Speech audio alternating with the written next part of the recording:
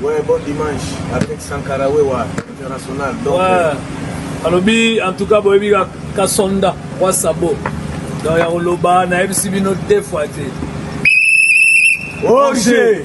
Donc voilà, dans la minute Oyo, Génération Berceau. Ouais. Deuxième mi-temps. Alobi, Adidas Arena. Ouais. Adidas Arena, donc Adidas Arena. Bon, on est comme déjà Charlie Moulangue parent polo.